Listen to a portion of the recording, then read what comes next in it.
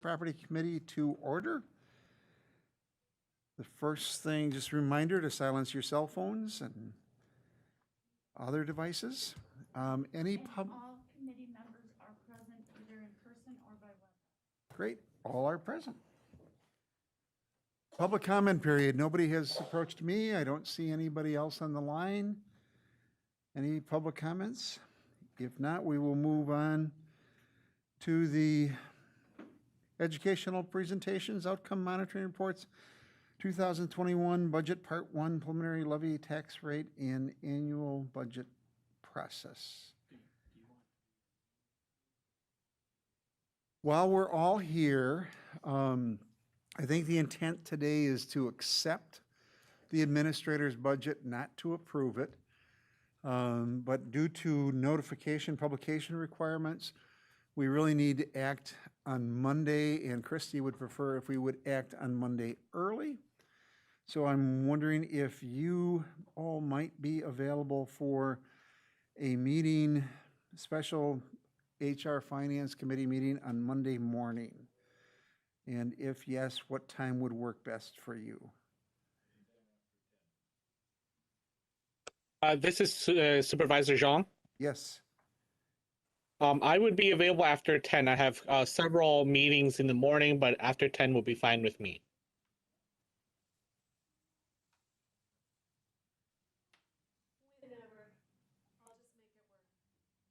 Jonathan? I can do after 11. Okay. Craig? You're good? Anything after 10, but Kurt and I have interviews on the 18th starting at 1 o'clock. So we'll shoot for 11. Allison, did that work for you? I have something at noon, so as long as we're done before the lunch hour, that should be okay. We'll shoot for that. It is Monday, the 18th. In 11.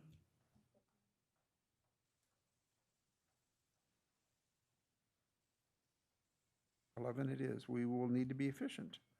And the purpose of that will be to act on the items that are on the agenda today, because again, we will accept the budget, but we won't act on it, or the KIP, or the other resolutions. So, just for full disclosure. Does that give you enough time, Christy?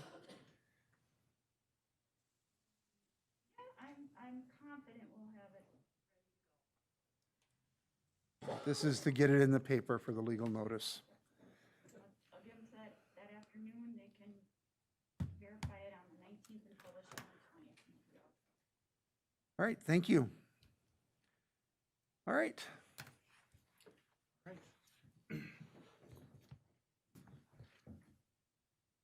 Thank you, Committee Chair Robinson. Members of the HR Finance and Property Committee, it's my pleasure to present to you my proposed 2022 annual budget for your consideration. I hope to make the presentation both succinct and interesting. So in terms of structure for the presentation today, I want to kind of go through 4 steps. First, I'm going to provide what I think are the highlights within next year's budget. And in doing so, I'm going to follow the same framework that I referenced in the budget message, that is, talk about investments in our people, our infrastructure, and opportunities for innovation. At that same time, I'll try also to highlight some of the primary cost centers that we have within the county budget. Second, I will talk about how I view the budget impact on the average Marathon County taxpayer. Third, I'll address the areas that, in my assessment, are the areas of greatest risk within the budget. And then finally, I'll recap on what I believe to be the primary policy questions for this body and the full board that exists within the budget. So in terms of the investments, and I guess before I jump right in, I do want to, as I put in the budget message, I want to take just 5 or 10 seconds to thank the people that helped put this budget together. I mean, if you look back over the last several budgets, I mean, I think we've made some real evolutionary jumps forward in terms of the information we're providing to the board. I recognize and appreciate that the annual budget is the most important policy decision that the board makes, allocating limited resources to the programs and services that the county delivers. And this certainly is not an effort that I undertook alone. Christy and her staff in the finance department, our employee resources department, Molly Adzik, and the employee resources department, and certainly Sarah with our communication, heading up the communication side, really did a fantastic job, as did all of the department heads in delivering the information to build this budget.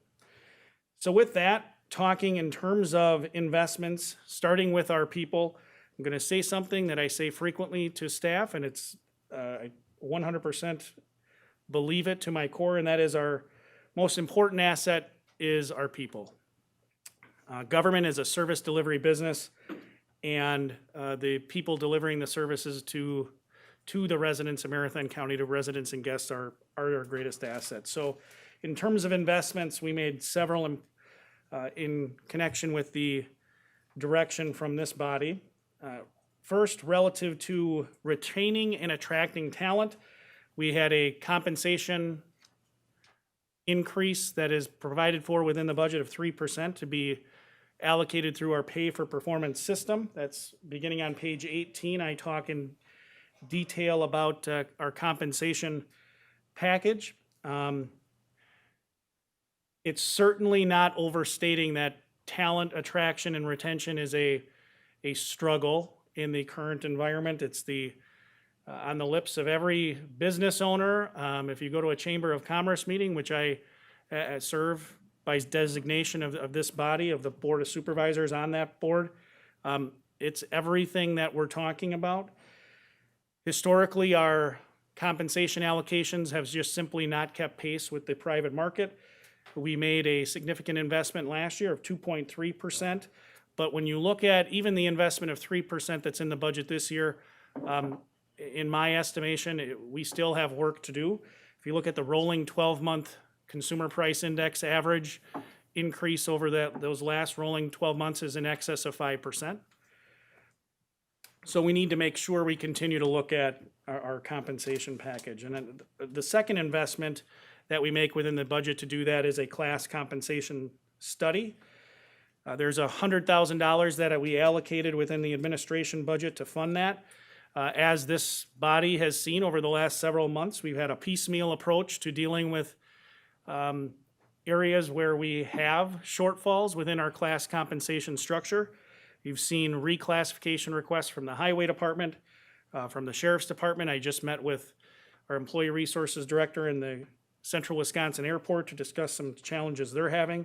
The Sheriff is making a presentation to Public Safety at their next meeting to talk about the challenges with respect to corrections recruitments. So this class compensation study is really something we need to do. In fact, it's the last time we did a full class compensation analysis was 2012. So not only do we need to know where we are, get the information of know where we are relative to the market, we also need to develop a strategy on the second half of that, which is how are we going to deliver on the recommendations of that class compensation study. Again, we're a service-driven organization, and we need highly skilled people to deliver high-quality service. Another investment that was made first in 2021 and also continues in 2022 is relative to health insurance and benefits. This year marked the first year since 2008 that we sought outside assistance to help us evaluate that health insurance strategy. We are providing for recurring funding for that consultant assistance, not only to ensure we have a good sense of the market cost, but also to make sure, really importantly, that any implementation strategy we develop doesn't lead to untenable staff turnover. On page 11, you'll see another investment that I think is really important relative to our people, and that is we're funding positions within our most critical areas. And I start with public safety. As all of you know, ensuring public safety is a central aspect of our goal here in Marathon County to be the healthiest, safest, and most prosperous county in the state of Wisconsin. It's also a central goal of government, really one of those core responsibilities. As detailed on page 11, we're moving forward with a couple of positions in the public safety arena. One, the dispatcher position, which has been a point of emphasis over numerous terms of this board. As I referenced in my budget message, it's been a priority since 2008, based on a Northwestern study, and I'm happy to report that with this new position, we will have, it is the last of 6 that is needed to open that additional dispatch channel. And a credit to the sheriff's office, we worked with them over the last year to reallocate resources to fill another dispatcher position that got us to this point where now we can open the channel with this final position. The district attorney's office, we're also providing for funding for an additional legal secretary position. This was a significant point of discussion over the last 2 terms of the county board. So both those positions are provided for within this budget. And as I note, the legal secretary need was increased by a good thing, which was the state of Wisconsin, through its biennial budget process, did allocate an additional prosecutor position to Marathon County. But that, again, is a levy position. I would say one positive in having the conversation relative to public safety needs, our system budgeting approach, while imperfect, after all, this was we made it up. There was no blueprint for what system budgeting would look like, but it was a collaborative approach that we piloted in our criminal justice system last year, or I should say this year, was successful. It really assisted me in bringing those 2 positions forward, identifying what were the greatest needs within the system and moving beyond kind of departmental conversations. Another critical area that is funded, or I should say where positions are being created, is within social services and our children's long-term support system. Similar to public safety, ensuring that children with disabilities and their families have the necessary support they need is absolutely critical to our mission. So this budget does provide for the creation of those 2 positions. However, as noted within the document, there is no tax levy associated with their positions. They're fully reimbursed. In terms of investments in our infrastructure, there are a couple of main features that I think bear out that investment. If you go to page 34 in the budget message, you'll see a explanation relative to our capital improvement program. I'm paraphrasing here, but I think we got clear direction from this body and from the full board of a new direction relative to capital improvement programming management, and that was quite simply just fix it. Identify the things that need to be maintained as through routine and end of life cycle management, and fix those things. Our capital improvement program that we developed was approved by the board, and it was in that same direction. You approved that at one of your earlier meetings. So on pages 105 and 106, you'll see that there are repairs to the courthouse building envelope. There are a series of roof replacements, HVAC replacements, parking lot replacements. Again, moving in that direction of just fixing the things that we really need to make sure we fix to maintain our assets. There's also a significant investment relative to our infrastructure demonstrated by a planning and renovation project to consolidate the county's facility footprint. Again, on pages 105 and 106, you'll see there's funding provided for, a funding plan provided for the relocation of social services to the Lakeview campus. Similarly, relocation of the Veterans Service Office from River Drive to that location. Relocation of conference space on River Drive to the Lakeview campus.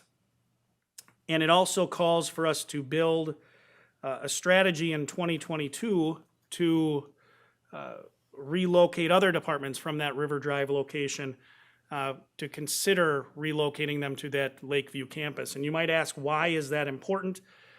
Well, first and foremost, a consolidated footprint, in my estimation as your administrator, is more efficient. Long-term, it's also more cost-effective.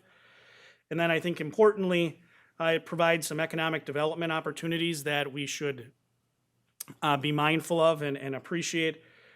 Clearly within the downtown Wausau area, there's a considerable amount of revitalization of previously existing assets. I think these projects can support that. And selfishly, I think they also give us an opportunity to look at something that we haven't done historically, and I'm going to need to figure out resources to do this, but examine the opportunity for potential revenue sources long-term.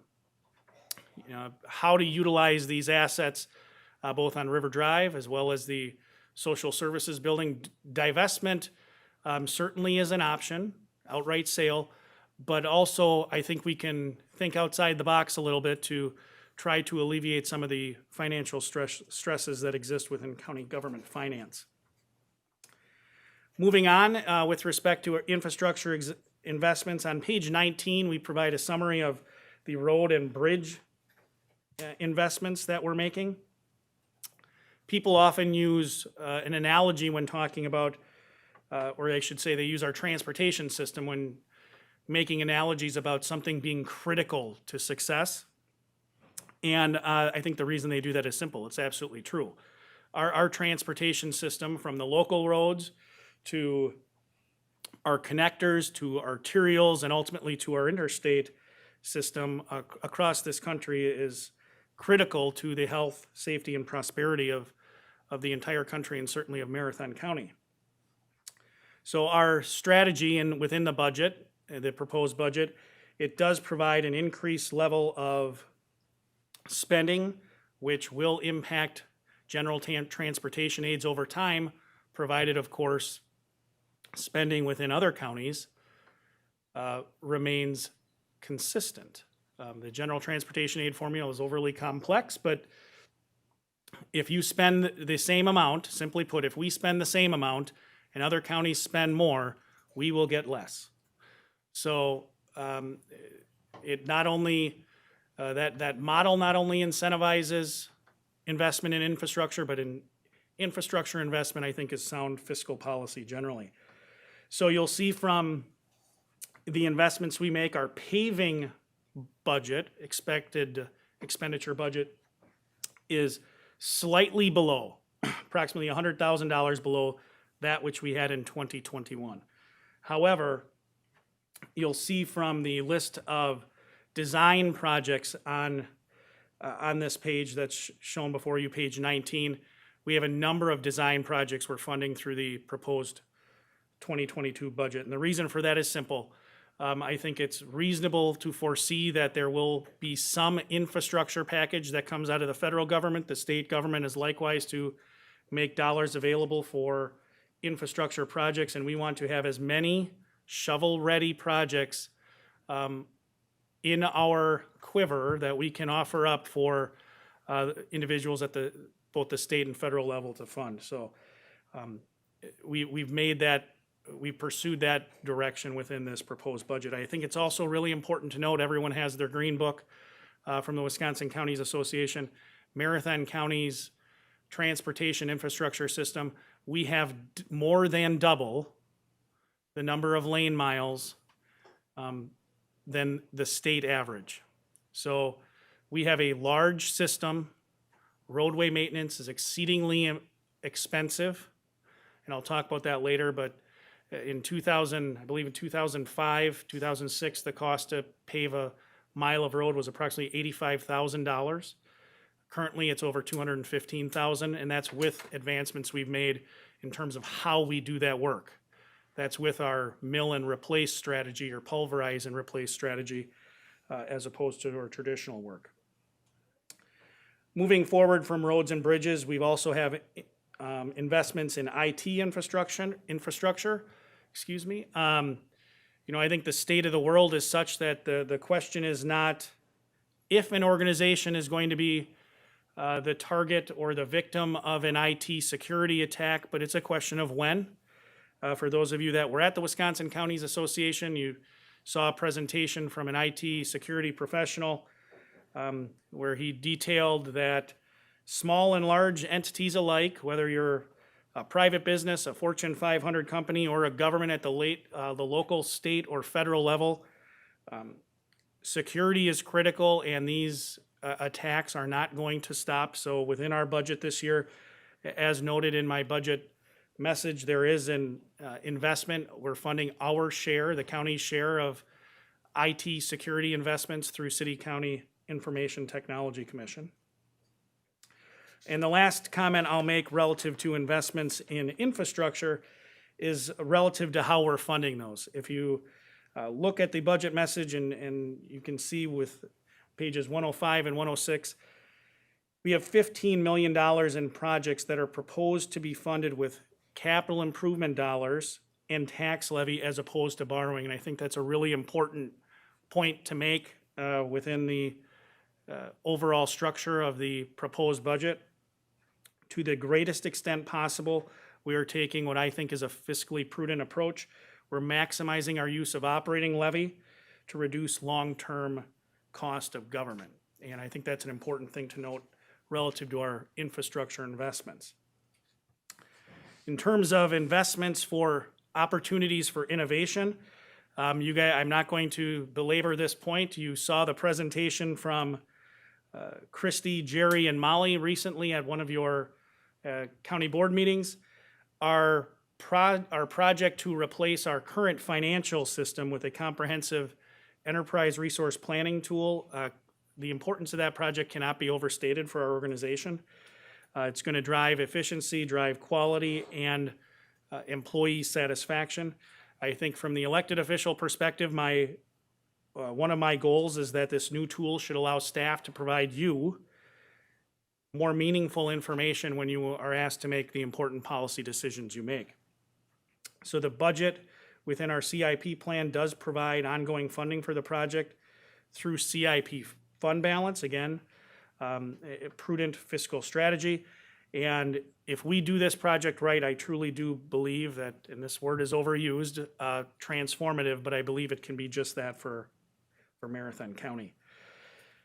Another opportunity for innovation that is funded through the budget, or at least proposed within the budget because it doesn't come with cost, is continuing our system budgeting discussions relative to the criminal justice system. As I alluded to before, there was no roadmap for how to do this. It was really just a different approach from the departmental budget building process to one of a collective discussion, a collaborative discussion, where we identified a number of issues. We didn't solve any of the world's problems, but we identified some concerns that existed at the system level. We identified system needs, and then we had a frank discussion about which were the most important needs within the system. And as I alluded to before, the district attorney's position as well as the dispatcher position there was broad consensus that those needed to be moved forward. There are a whole host of other needs that we discussed, and those needs were not provided for in terms of funding through this budget, but those conversations will continue with judges, with the DA's office, the sheriff's office, the clerk of court, our justice alternatives coordinator, and with administration. Importantly, within that forum of system budgeting, I think if you look to pages 24 through 27, you'll see one of the prime topics that I think is ripe for that system budgeting, that collaborative discussion, and that relates to our jail census. As I referenced in my budget message, I did set what I believe to be intentional targets relative to out of county, housed inmates. That target I set was 50. That's what we funded within the Marathon County this year's proposed budget. I check every morning. The first email I check is our jail census email. Checked it this morning. It was 32 out of county housed inmates. If this was the summer, I think we'd be having a different conversation if we would have lifted the COVID restrictions at the beginning of summer as opposed to later in the year. Those are going to be tough targets to maintain. So I think the forum for conversation is going to exist within the Criminal Justice Collaborating Council that we talked about, and there is that system budgeting work group, but that is going to be a significant topic of discussion. Similarly, with respect to opportunities for innovation and housing costs, if you look to the subsequent page 27, you'll see the costs related to out-of-home placements for children. And you'll recall this committee received recently a report from Vicki Tilka, the Director of Social Services, about an innovative approach that we are taking based on the guidance from the federal government through the Federal Families First Prevention Services Act. And that approach is the creation of 2 positions known as family support specialists. And what their aim is their aim is to work closely with families and with children to, 1, maintain them in the home of a parent if at all possible to ensure safety, or 2, if they can't do that, work closely with the parents and the children to return the children to the home of a parent, a safe home of a parent, as promptly as possible. So again, it's an innovative strategy to attempt to reduce costs or mitigate costs related to out-of-home placements. And you'll see from this, this document that those costs are significant. And there are many placements that we can influence through our work. And then there are some that, as I reference in my budget message, that really are beyond the control of social services. And I'll highlight one of these later in my comments, but if you look at the increase in cost from 2021 to 2022 relative to correctional care costs, and just for background, that's a placement of a youthful offender in Lincoln Hills. That cost has gone up nearly 100% from 2021. There is little control, if any, that social services have on placements in Lincoln Hills. That's a judicial determination that is made based on the facts of any one case, not county budgets. And that's a good thing. Placements need to be made on the basis of the need of the child or the need of the offender and the desire to protect, the need to protect the community, but those costs are significant. Our investment in innovative approaches to maintain those costs continues in the 2022 proposed budget. Those family support specialists continue to be funded. The next opportunity for innovation I'm going to talk about is something that was funded first by the county board a couple of years ago, and that's the University Year Program partnership that we have with the University of Wisconsin System. I'm not going to go through all of the projects that are being pursued through that program at this point, but I will tell you there are 34 of them, and I want to highlight a number of them because I think it's important to note that without this partnership, we'd be doing some of this work, but when I go through this list, I think you'll be struck by the amount of staff, energy, and effort being put into these innovative approaches that, among other things, increase the quality of services, but also work to control the increasing cost of government. The first project that I want to reference relates to StartRight, and StartRight has been a topic of discussion probably since its inception, although that predates my time in administration, but certainly since the day that I came to administration, StartRight has been a topic of discussion during county board budget times. StartRight is a Marathon County specific program. It is detailed within your budget message on page 20. Thank you, Mr. Chair. That program in this upcoming budget is estimated to cost, it's budgeted to cost the county in terms of levy $1.13 million. As part of our University Year program partnership, we have sought an evaluation of StartRight to better understand the outcomes of the program, better understand the return on the investment that we make in that program. We want to obtain strategies to enhance our service and the outcomes that we receive. And ultimately, the aim is to provide better information to the county board when you're making your resource allocation decisions relative to StartRight. StartRight is not a mandated program. So it's certainly a program that comes with significant cost, over $1 million, but the discussion has been that it provides in excess of that $1 million of return on investment. This study that we're having through the university partnership should give us better information to have those discussions. We anticipate receiving that final report in the next, certainly by the first quarter of 2022, if not yet this year. We have a number of projects in the criminal justice system. Our district attorney is leading a couple of those projects. The DA's office, I should say, is leading a couple of those projects. One examining whether disparities exist within the justice system and helping us understand how we can alleviate those or mitigate those. We have a project examining data-informed arrest decision-making tools that can be utilized. We have a number of projects aimed at assessing outcomes within our criminal justice system programs. So OWI court, drug court, our Safe Streets Options program, just to name a few. We have a project aimed at assisting us in making sure we're measuring what matters.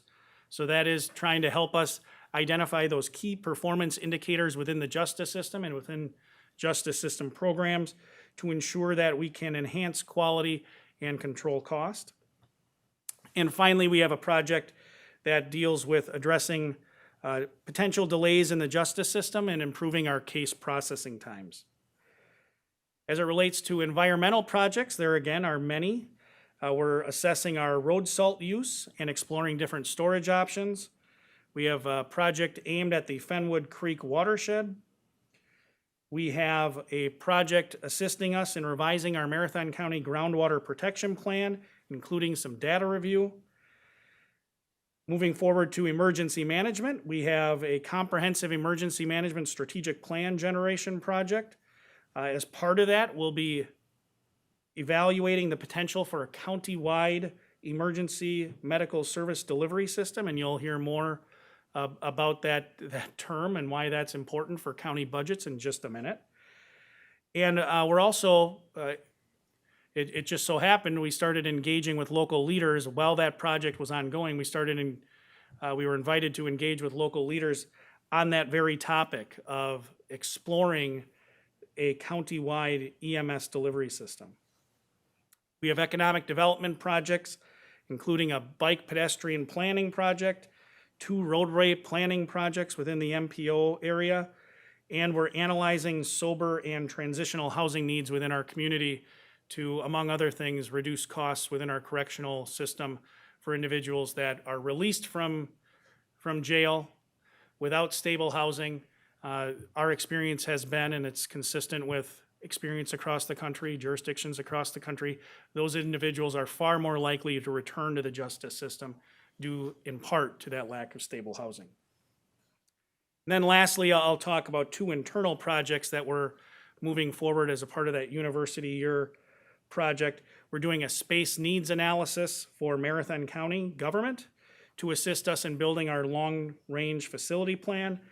And we're doing what I'm terming an environmental scan of public and private employers to give us a better understanding of how we can retain and attract talented and diverse workforce. So moving beyond the university projects, there are a couple other, in my mind, the innovative approaches that we're attempting as part of this budget. You'll see that within the administration department overview, there is a reference to piloting a project management approach within the Office of the Administrator. I'm moving $21,165 from the UW Extension budget into the budget of administration. Real quick background, it's spelled out within the budget, but it was my assessment during our broadband efforts, and we accomplished a great deal, staff assisting elected officials in grant applications, but there came various times throughout that process where there was some confusion as to what role UW Extension could play in carrying out some of those activities, and I'm going to pilot, if this moves forward as part of the adopted budget, pilot a project management approach where hopefully some of those concerns and some of those issues are alleviated. I'm not sure, quite honestly, I'm not sure that it's going to work. I'm not sure that it'll work more effectively than UW Extension, but there were some areas that I think are opportunities for us to try a different approach. The Forensic Science Center, detailed on page 76, I think is certainly a project that'll move forward as part of the policy decision of adopting the 2022 proposed budget. It's cost neutral proposition for the county, at least as our business plan has demonstrated. However, it saves a great deal of law enforcement and local district attorney resources and hopefully would significantly increase our service. On page 50 of the document within the Clerk of Court's office, you'll read about a potential expansion of our use of the state debt collection system in the Clerk of Courts. As detailed on that page, you'll see that we were able to, over the last several years, collect nearly $6 million in otherwise uncollectible debt utilizing the state debt collection system. It also allowed us to reallocate staff that we used to do that work internally. I'm working with the Clerk of Court's office, and we'll have these discussions through our Criminal Justice Collaborating Council to examine our opportunities to utilize that for restitution collection as well, which would not only generate a small amount of revenue for Marathon County, but would improve the service delivered to crime victims relative to the collection of their restitution. On page 58, within the overview for the County Treasurer's Office, you'll see we have a number of projects that are being moved forward as a result of the proposed 2022 budget. We are examining some policy and practice changes that we can make within our tax deed process to essentially speed it up. And in addition to those process changes, we also have provided some enhanced funding, both within the Treasurer's Office in terms of assistance to perform some title research. We're evaluating whether we have the opportunity to essentially recoup those costs through adding them to the outstanding special assessments on those tax deed properties. We're also providing some additional funding for more appraisals within the county clerk's office because we anticipate moving more properties through the tax deed process and getting those back on the tax rolls. On page 73, this is a topic that we've talked about in last year's budget and certainly a topic at the Infrastructure Committee, is the 2050 Transportation System Sustainability Plan. As I referenced before, we have more than double the average number of lane miles in the state of Wisconsin, and maintaining roadways is extremely expensive. We need to find a way to manage that large transportation system in an environment where costs are constantly escalating. I referenced roadway costs before from 2006, which was right around the time that tax levy limits went in place, but also it's the last time that the gas tax was increased in the state of Wisconsin, and our costs have dramatically increased without a corresponding source of additional revenue. But the same is true for the cost of salt. We're using some innovative approaches to control those costs and provide better service. One of which specifically is brining, the use of brine on roadways, but making sure that we have a plan in place that is sustainable in terms of funding and provides a strategy for the county board is important, and we're moving that forward. We should have that report, as noted on page 72, within the first quarter of 2022. Our West Side Master Plan update should be completed within calendar year 2022, and hopefully that will provide meaningful information to the county board on what investments it needs to make relative to that property, which encompasses not only the University of Wisconsin Stevens Point Wausau campus, but also encompasses Marathon Park and our properties on West Street, namely the highway department, as well as our current medical examiner's office and the Office of Emergency Management. So the final investment I'll make, the discussion I'll offer relative to opportunities for innovation is that with solid waste. This committee has been part of some of those conversations earlier this year. There quite simply is continued discussion and evaluation of potential opportunities with our on-site tenant regarding landfill gas processing, which is not a process that we would undertake without significant consideration, without significant study, and it also will come at significant cost.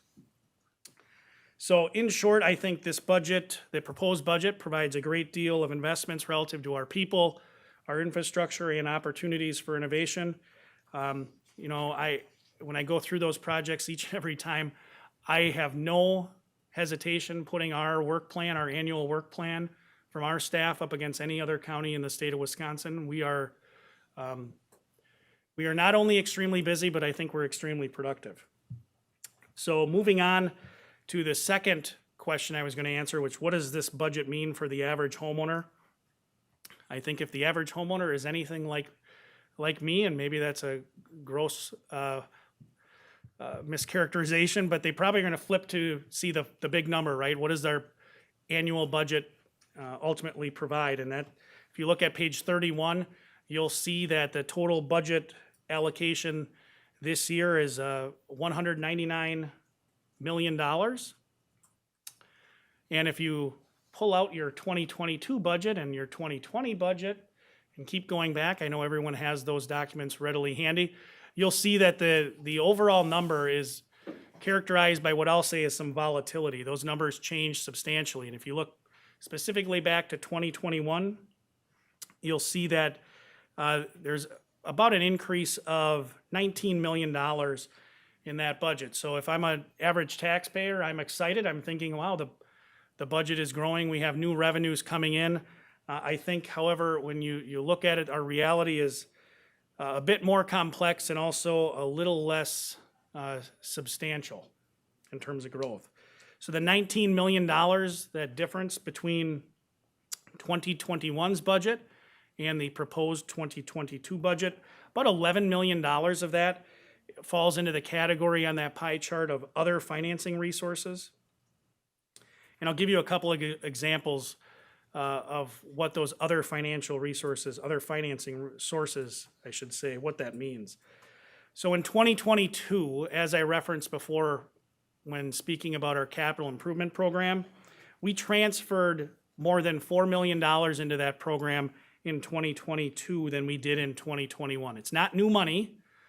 That was money that was that remained unspent in our 2020, at the end of our 2020 budget, in which I talk about in my budget message. We did a lot within calendar year 2020 to limit expenses, and we did a lot to seek out additional funding through the Routes to Recovery Act. That's where it ended up. Similarly, another example, those other financing resources or other financing sources, there was a $1.5 million planned transfer in 2022 at the airport from reserves to fund projects. Solid waste, the solid waste department has about $3 million in increased expenditures within their budget for planned landfill expansion and execution. But there's a corresponding transfer from their existing reserves. So those other financing sources, again, it really are not new revenues, but it's moving funds from one existing account to another. We also have increases in intergovernmental charges. We anticipate about 1.5 million more in intergovernmental charges and fees, but those fees really offset the cost of our work. Unlike a private business that will deliver a service with a profit margin, our relationship with the state of Wisconsin is not that. They reimburse us for the actual cost of us doing the work. Good example of that is highway maintenance. In the state of Wisconsin, county highway departments are responsible for the maintenance on the county highways within their jurisdiction, but we receive intergovernmental charges from the state of Wisconsin to fund that work. But they do, again, they track our actual costs. So as our costs have gone up by that 1.5 million, so have our expenses. The grants, the grant portion of that pie chart, we do anticipate receiving about $2.5 million in additional grants. Again, that's tied to the pandemic and it's tied to our delivery of service. The airport, another good example, they received $825,000. If you flip to in the departmental overviews, you'll see within the airport budget, there's $825,000 within their proposed budget of funding from the federal CRISA, which is their version of one of the funding packages that came from the federal government for airport expenses. Similarly, ADRC has received numerous grants, about $400,000 in increased funding as a result of state and federal funding opportunities. Then lastly, within that bucket is special education. Their budget increased over $500,000 over 2021. However, it's not a traditional county department. There's no tax levy that is provided from our budget into their budget. They are funded through local participating school districts. So you'll see that really the increased funds that are coming into the Marathon County budget are really based, the most meaningful areas are based on a couple of things. First, anticipated new sales tax. Second, net new construction. And third, a potential levy adjustment that Marathon County can accept this year. The combination of all of those three sources is approximately $2.7 million. So I'll go through each of them briefly to provide you some background on the individual amounts. So this year's net new construction amount was $929,853.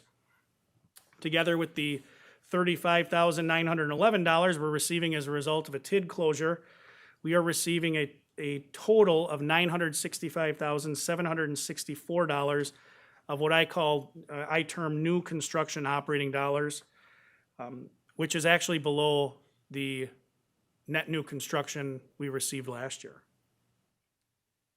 The sales tax projection within the 2022 proposed budget, it's referenced on quite a number of pages within the document, but both 11 and page 30 particularly deal with sales tax. My narrative, which is on page 11, but we can stay on page 30.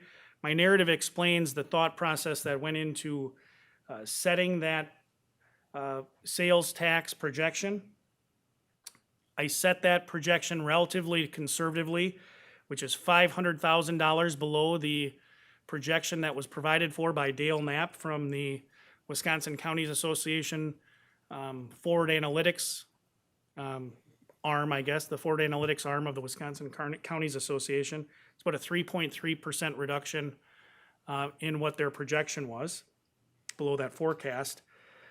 That said, the amount that we are projecting for 2022 is still $1 million over that amount we projected in 2021. So while I think it's still conservative, it's still a significant increase in potential new revenue. And then lastly, as I referenced, there's a levy adjustment. My explanation surrounding the levy adjustment begins on page 7. And I know everyone has a strong understanding on this committee has a strong understanding, and we talk a lot about Wisconsin levy limits, but I want to make sure we're all on the same page, I like to kind of go over just a simple explanation of how those levy limits work. And I'm going to essentially talk about two things. One, our overall levy limit and also our operating levy limit. So the easiest way to understand Wisconsin's levy limit law is that there's a broad category of expenses that I'm going to refer to as general expenses, and all those things fall under the operating levy limit. So those general expenses under the operating levy limit are things like the sheriff's office, court operations, social services, highway, parks, administration. The vast majority of the services we deliver are funded under that operating levy limit.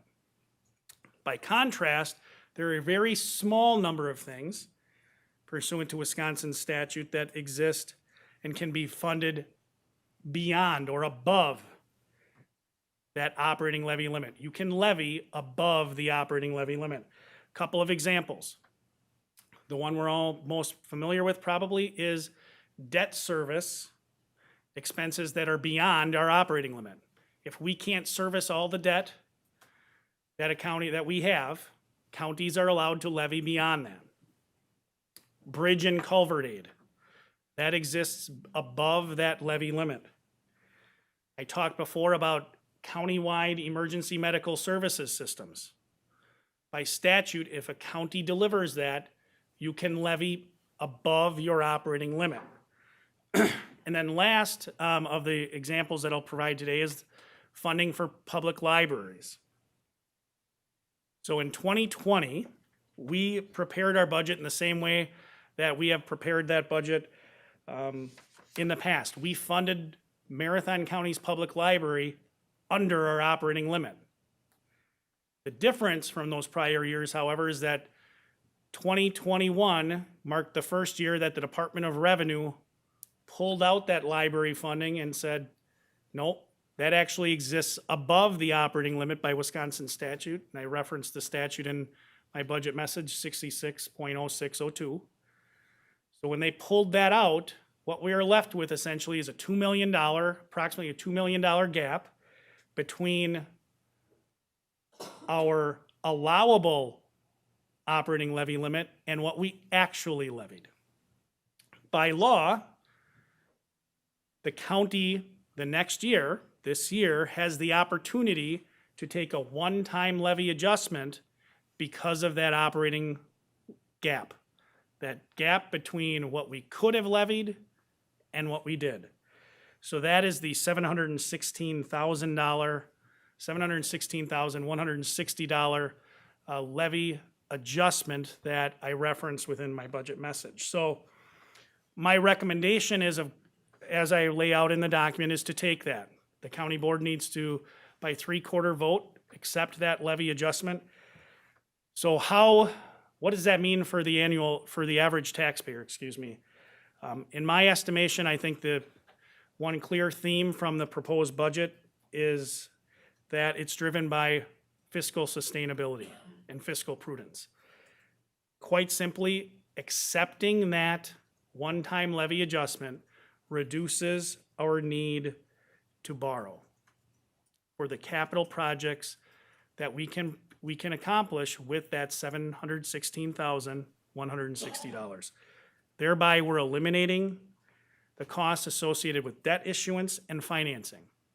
In short, it's more beneficial to the Marathon County taxpayer.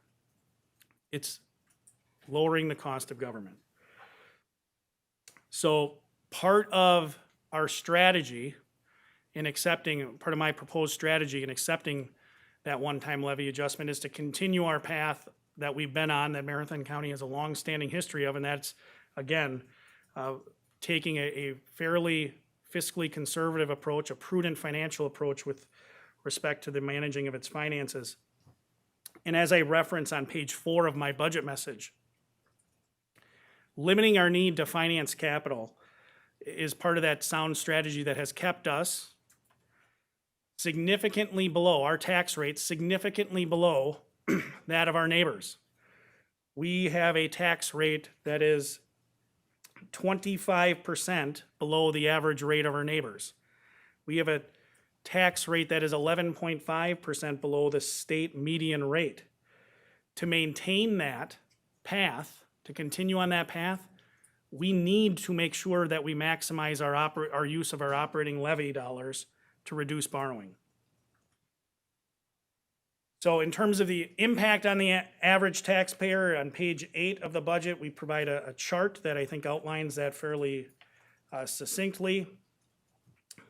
There is an increase of, in terms of dollars, an increase of $22.40 for the average home, the average homeowner that they would pay on their 2022 property tax bill from 2021. At that same time, their property value, that homeowner's property value, would have increased by $4,179.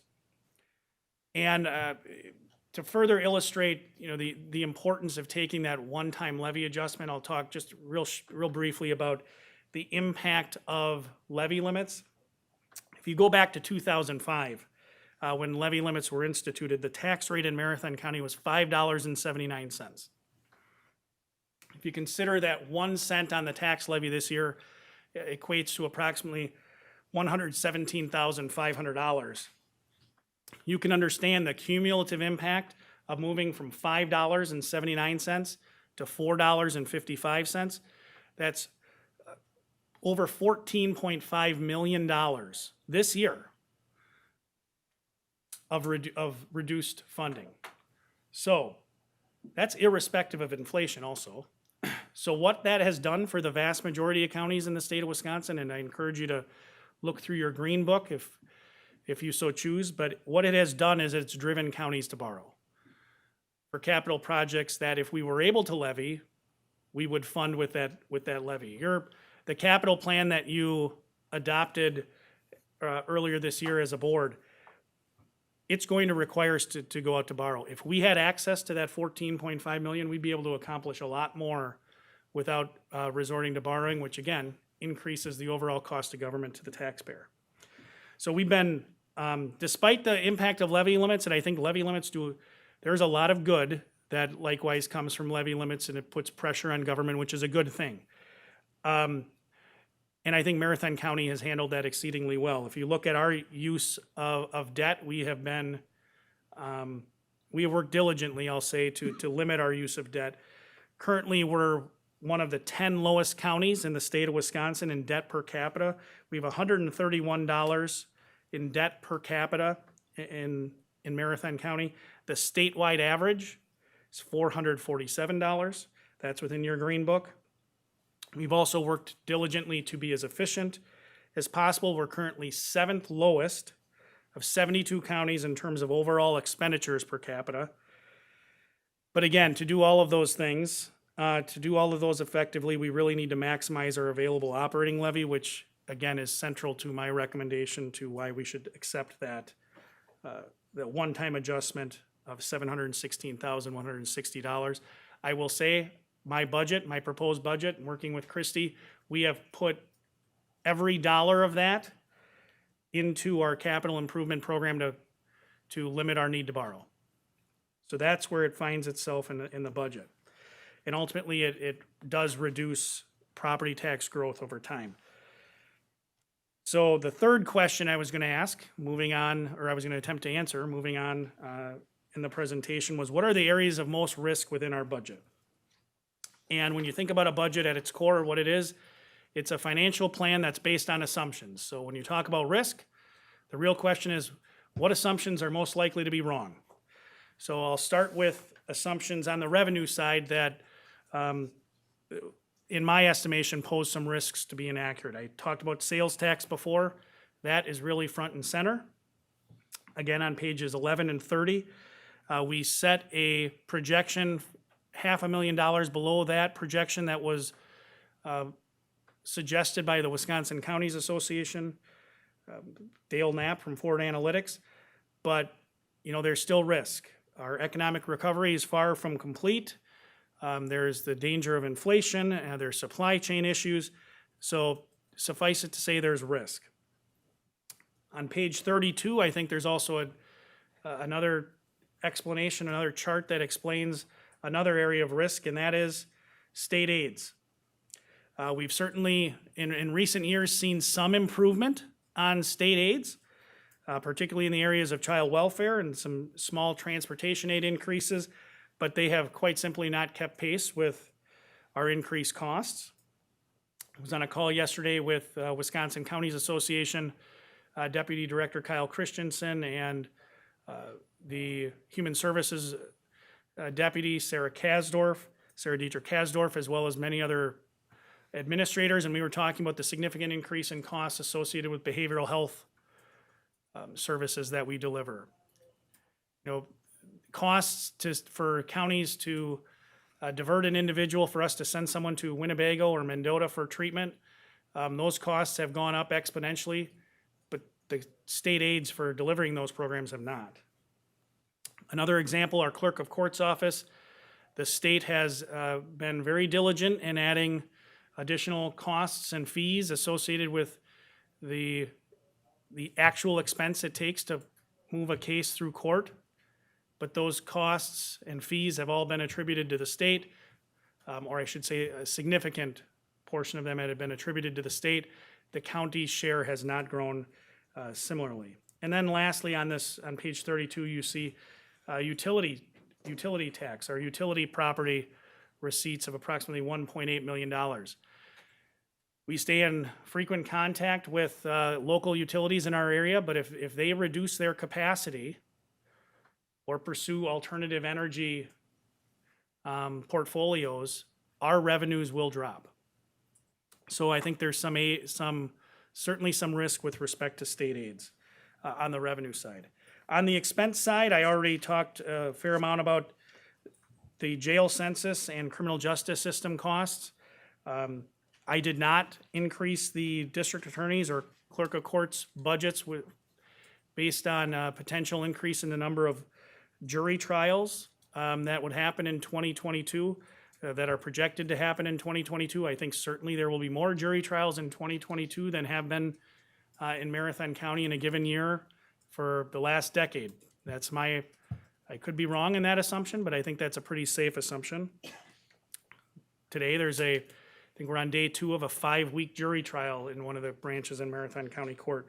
There are costs associated with that in terms of expert witnesses, potential jury sequestration. Those are not within the individual departmental budgets in my proposed budget. I talked about the out-of-home care expenses for youth on page 27. Again, hitting those targets is going to require a lot of diligent effort, and there are some placements that are quite simply beyond the control of social services, and those are made based on the needs of youth. And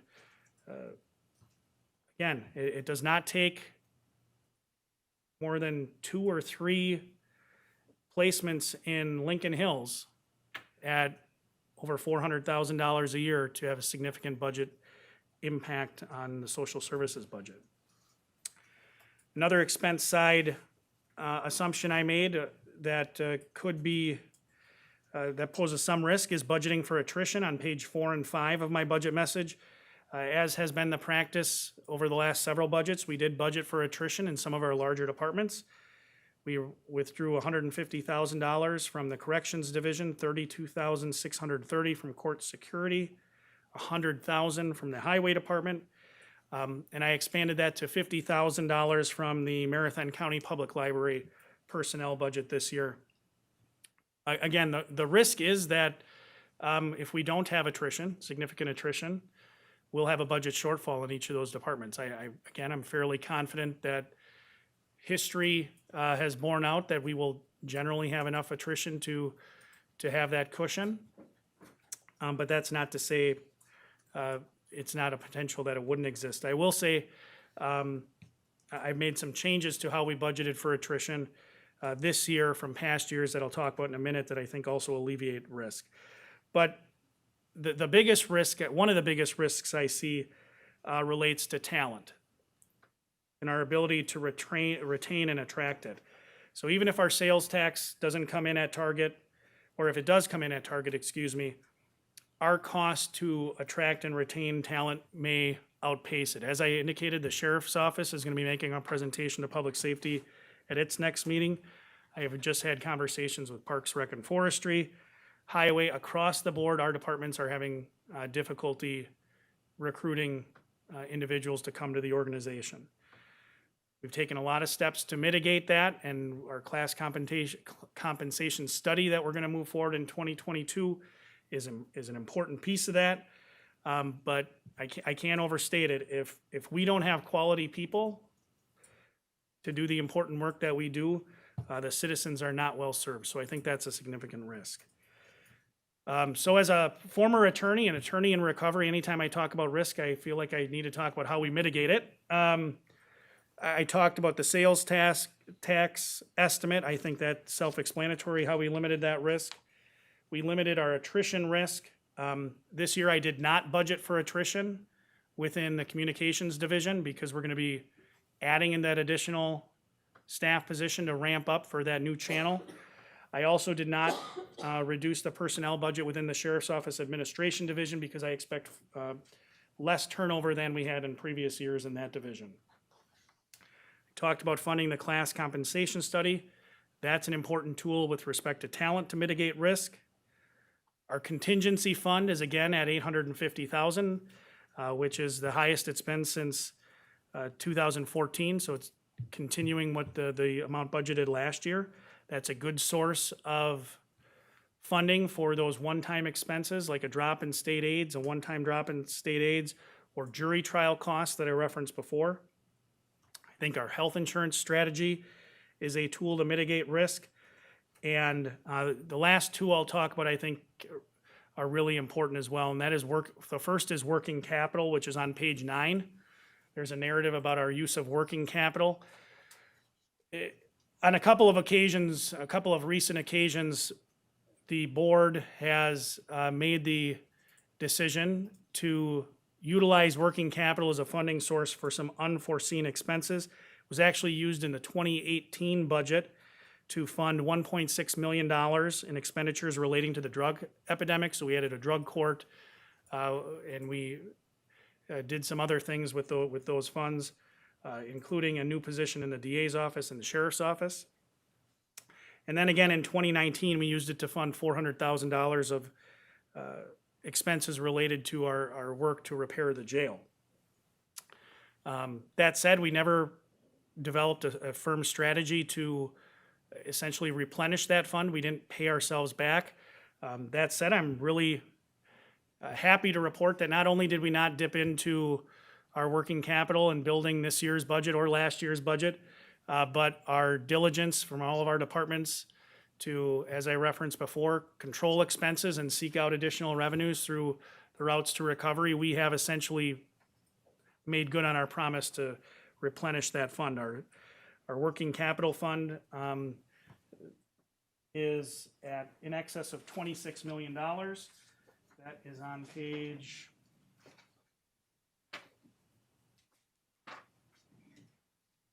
33, which has grown that fund beyond the amount that, had we not expended those dollars, we're above that previous limit. And then lastly, the other thing in my budget that doesn't exist is allocation of any funds relating to the American Rescue Plan Act. So the $13.15 million that we've received this year, as well as the $13.15 that we'll receive in the next year, is not allocated through my proposed budget. I do make reference at several points throughout the budget on areas that I think are appropriate uses of the American Rescue Plan Act funds to alleviate long-term costs or control long-term costs, but I do not specifically allocate any of those funds as a function of this year's proposed budget. So the last section of my presentation is recap of what I think are the policy questions in the budget, and there are three in my estimation. The first is the acceptance of the one-time statutory adjustment. That's the $716,160.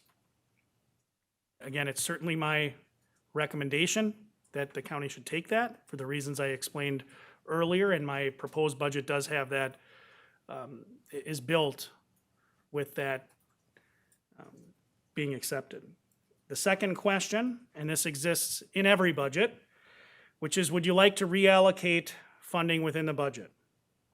Whether that reallocation is to increase funding for an already existing program, pursue a new program, maybe you want to pursue a new capital project or take funding from an existing proposed capital project. That is a policy question that the board this committee and also the board has before it. Again, I think it's important to note the capital project plan that's in your budget document. It does not obligate the county to actually go out and borrow those funds. You do that on a different day. You accept the budget, you adopt the budget, and you pursue borrowing. You'll have to do that in 2022 should you choose to do it. That said, you can certainly move funding around within that capital improvement plan. And then the last question, which I haven't talked about before, is would you like to examine strategies to maintain a flat tax rate from 2021 while continuing to maintain or maximize our operating levy rate? And if so, I certainly can work with Christie and we can bring you back an option or options to do that. That said, there are limited options, but if you want to maintain that tax rate at $4.53 as opposed to the $4.55, we can bring those strategies back for you. So with that, I hope I've answered my 4 questions. I've given you the key features of the budget in terms of investments in our people, our infrastructure, and opportunities for innovation. I hope I've given you an idea of how I view the impact on the average homeowner, identified the areas of risk within the budget, and then the 4th area is what are the key policy questions that you have to answer, both at this committee and at the full board. So with that, Mr. Chair, I think I'll kick it over to you if you want to give an overview of where we are in the process. And certainly I'd be happy to answer any questions. Thank you, Lance. So where are we? The issue before us today is to accept the administrator's budget. Then it no longer becomes his, it becomes ours, and we move it on to the county board.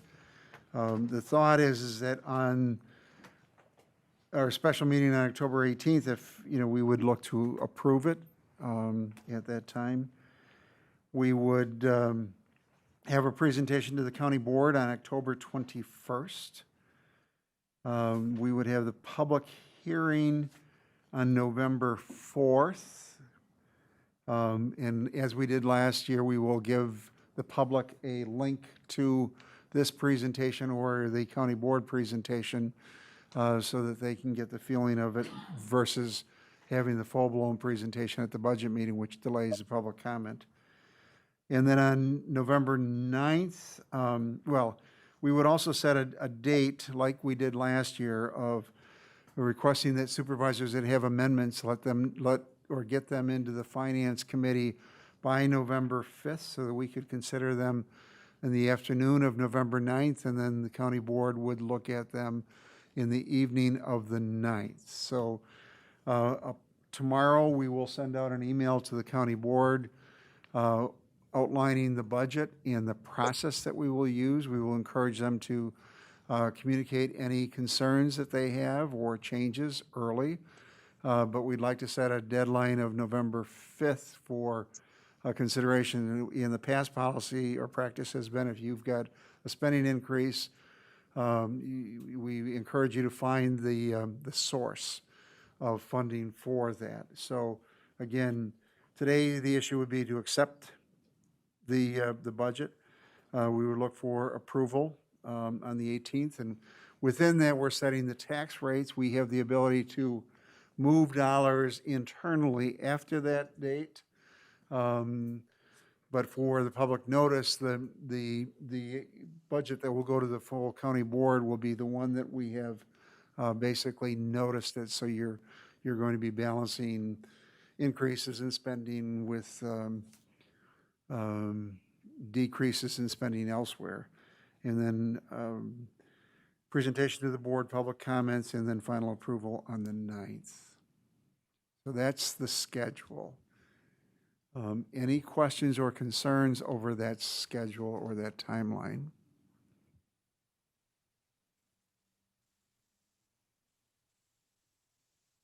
All right, then, are there any questions of Administrator Leonard relative to the budget? He and I had a conversation earlier today, and he addressed most of those concerns in his presentation, specifically that growth from 171 million in 2020 to 199 million today, and a lot of that was the transfers and other things. And I think the important item for us all to remember is that there are things that are not funded in this budget. When you read the narrative, broadband expansion is one of those, but that is an eligible activity under the American Recovery Plan, and we continue to work on that.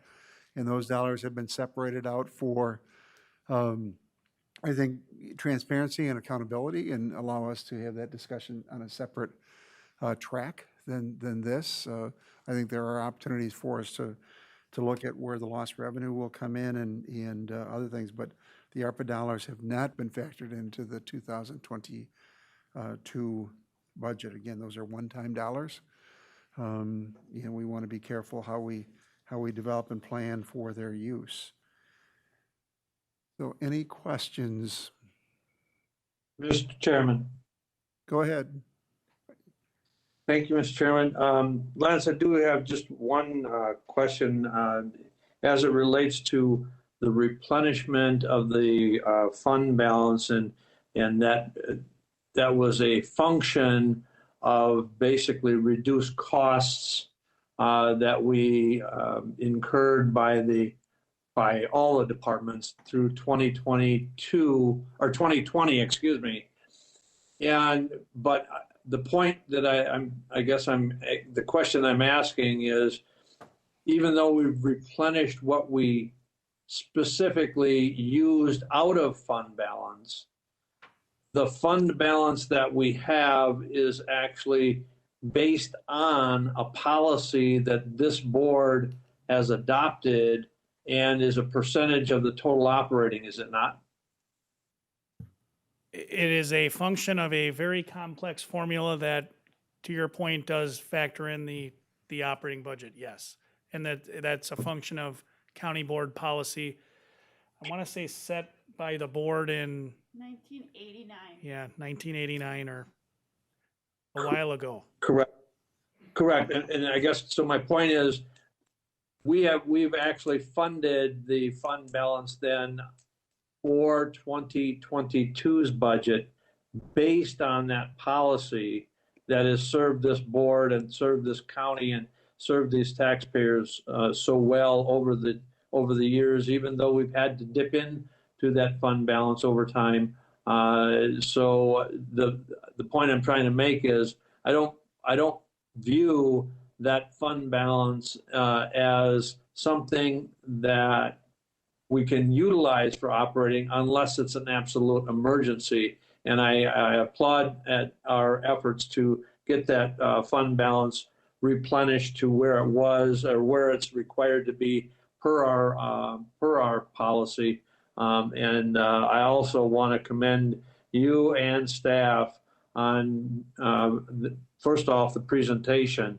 I think it was very accurate, very articulate, and identified the risk areas and the opportunity areas. But I think I, for one, can 100% support the one-time option of utilizing and taking the one-time option of the 716,000 one-time operating a levy adjustment. So, like I said, thank you for all of the work that you and staff and all of the department heads did so well, and all of the work that they did so well in 2022, because sometimes we never reflect on how much work the staff did in reallocating resources during that pandemic. And it just proves out what you did and what that department heads did allowed us to refund or replenish that fund balance and put a significant amount into CIP projects. So thank you for that. Supervisor Fisher. Yes, thank you, Chair. I would like to start by thanking Administrator Leonard and, of course, all the staff and certainly the department heads for the budget they've put together here. That was an excellent presentation and much appreciated. Just a couple areas I'd just like to get a little bit of clarification on. The first being, I noticed in regards to the cost structure around our workers' compensation coverage, increased by approximately 18% or almost $250,000 year over year. Did we experience a significant claims increase, or was that a significant premium increase from last year?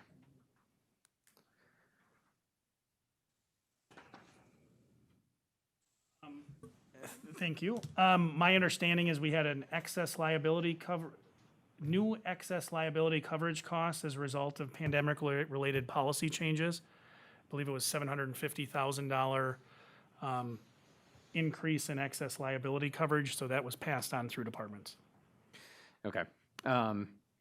Secondarily, I do appreciate writing up the KIP in the just fix it mentality. I think that was fantastic. Moving on, the 7% increase in the sales tax budget.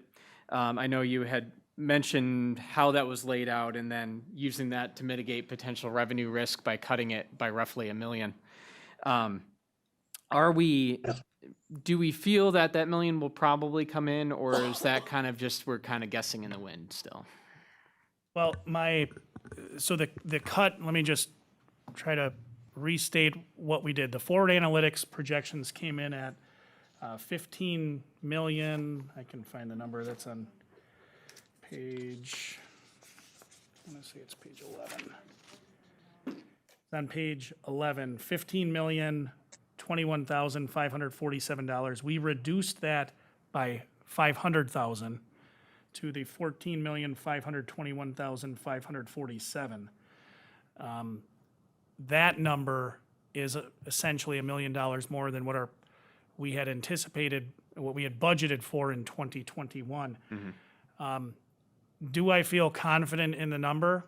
I'll reference Dale Knapp again. I was on a phone call yesterday where he was referred to as the most intelligent man in the world, I think, and certainly he's well regarded within Wisconsin Counties Association. His projections during the pandemic, I think, were fairly accurate. I mean, they were borne out by our experience. That said, I reduced them by $500,000 because I'm just a risk-averse human never know. being. So do I feel confident that we'll obtain the $1 million in additional revenue from our 2021 number? I guess I'll answer that by saying I feel as confident as I could with any projection from anyone with projection from Forward Analytics. Their projections for our 2021 receipts, again, have been pretty accurate. Would you agree, Christy? Excellent. And then, sorry, last item. In regards to the health insurance strategy, I definitely feel that in the relation of the process that was undertaken by pulling the consultant and working with USI, and I did have a conversation with Molly and Eric last couple days ago.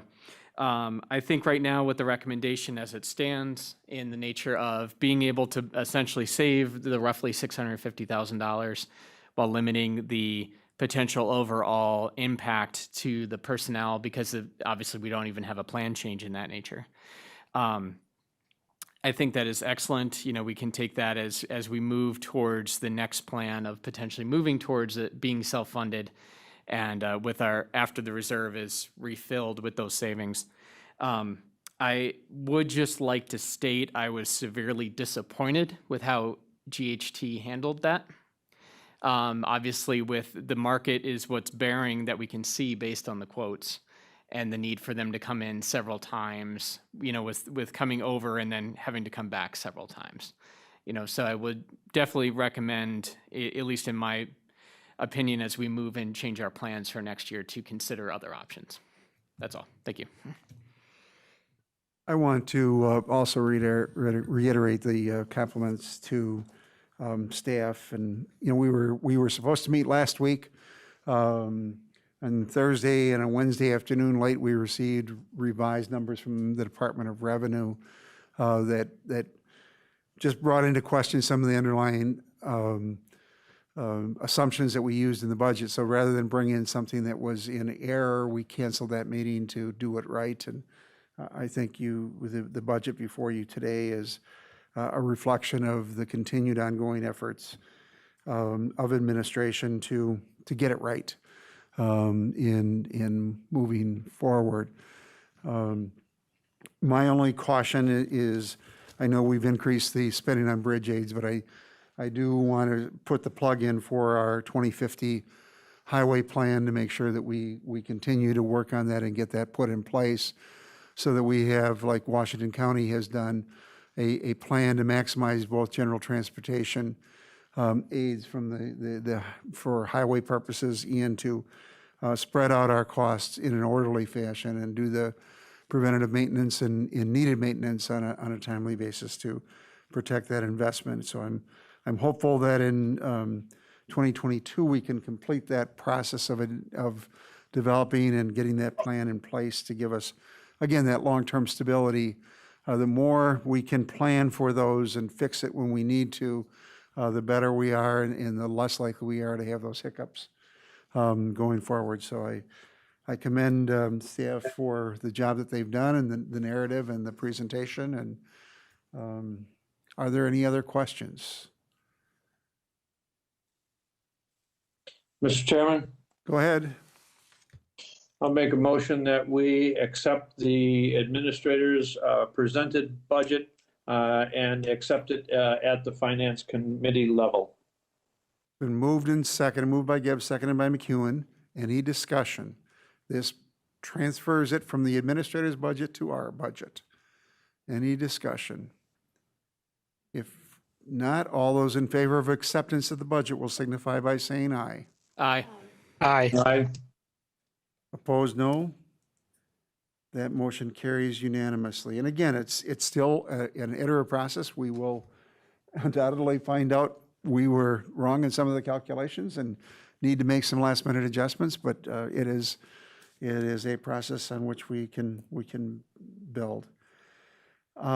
Next, we'll run into the operational functions. The approval of the September 2021 claims and question costs, which were emailed to you. What are your wishes relative to those claims and question costs? Chair, I'll make the motion to accept the claims and question costs. Moved by Supervisor Fisher, is there seconded by Supervisor Arstead? Any discussion? If not, all those in favor will signify by saying aye. Aye. Aye. Opposed, no. That motion carries. Interdepartmental budget transfers, which are in your packet, Christie. One note, I did create the resolution that has the highway transfer and the library CIP transfer as a resolution item. Both of those do not need to go to full county board. The highway transfer does not include any increase in revenue, and it also just is a transfer in between a fund independent. So it's just highway. They have a little bit of money in their shop, they have a little bit in the building, and they're gonna go buy themselves a piece of equipment. The equipment isn't even meet the criteria for having to go to CIP. So that WIS needs to be approved by you, but does not need to go to county board. I will pull that from the resolution. The library one is really big. It is $500,000. It is really here as a function of the finance committee understanding and knowing that we've made that transfer, but it was approved by county library board, the library board, and they are the authorizing body that can make that resolution, so it doesn't need to go to county board. I'll pull that out, but I like having even the ADRC and those budget transfers approved by this committee so that when the auditor comes in, they can see that because we enter them, we want to make sure that they were aware that we weren't doing it without knowing that the committee that is our jurisdiction took care of it. So the only changes, they all need to be approved by you except the library one. And the library and the shop, highway shop, will not be on the formal resolution, and I'll pull those before I send it to county board. Other than that, they're all pretty self-explanatory. Any questions, or is there a motion relative to the Move to approve, Mr. Chairman. moved by Chair Gibbs? Is there a second? A second. Second by Supervisor Fisher. And that reflects her comments relative to the highway and library? Correct. All right. Any discussion? If not, all those in favor will signify by saying aye. Aye. Aye. Aye. Opposed, no. That motion carries. Discussion and possible action. I think we've dealt with the budget. I think these are the issues that we will be dealing with next week. Is there a desire to go through the 5-year Department of Support Other Agency budget comparison that's in your packet? if you take a look at it and you have questions, I can give you some examples because there are some switches around, and when you come down to it, most of the departments will come in at 2 or under. So if you have questions or as you peruse it, we can take care of that. The only other thing I'll add, Mr. Chair, is that within the departmental summaries that are in your budget book, if you look at the 5-year and then read the departmental summary, a lot of times you can discern what those increases are. For example, within administration, our budget is going up by more than the 2% that Christie referenced, but I specifically outlined in that departmental summary that we have $100,000 being allocated for a class compensation study and increased revenue from moving over the $21,165 from UW Extension. So that accounts for a significant portion of that. But as Christie said, if you have any questions or concerns, please don't hesitate to reach out. All right. And then the capital improvement plan and funding, we have that in the packet at the end, the last 2 pages. And the only thing I have to note is that you do see the CIP where we've taken our undesignated on what's actually called unassigned fund balance and rolled that in from 2020 audited to 2022. It's about 8.3 million. We have the tax levy that's included for both highway and the CIP fund itself. And you'll see the column that's proposed as borrowing. You don't borrow in November. That's what we're going to be set up to look at for borrowing, but the borrowing would still happen in 2022. So even though the county board approves that, that does not mean that you've borrowed that money in that column. That's what this is the proposed funding sources for these projects entering 2022. As we did with the, as we're doing with Bug Tussle, we have the initial resolution and then the final resolution, which will give you an opportunity to look at the specifics of that borrowing resolution and what projects are included. All right. That would take us down to the resolution for the property tax levy, and that will be, again, that is the critical vote that we need to take on Monday. And so any questions relative to that? I think Lance or Administrator Leonard has done a good job of providing the overview of how we got at that rate. I do have one other item. County Administrator Leonard has told you that this is a very critical piece of your plan, your financial plan for the year. And the annual budget, when you pass the annual budget, is the only time of the year that you can pass anything in a budget with a majority vote. The rest of the year, it's going to take you a 2/3 or a 3/4 vote. So just to think of, if you want it done, that's the time to do it, because that's your grand plan to do. And again, the capture of the levy, that 716,160 will also require a 3/4 vote. So that will require a supermajority of the board. And that will be done at the same time as the adoption of the budget. Anything else? Any other policy issues to come before us today? If not, our next meeting will be at 11 a.m. on the 18th. There is a chance that we will also have a resolution from Bug Tussle at that, in addition to the budget. And then do we need to approve the social services positions? I'm sorry? We may, well, we will work on it. We will try to limit the budget to that. And Craig, we will get at the strategic plan in due course. I promise. So anything else? If not, a motion to adjourn is in order. Moved by McEwen, seconded by our Jennifer. All those in favor, signify by saying aye. Aye. Opposed, no. We are adjourned. Thank you. So we need to,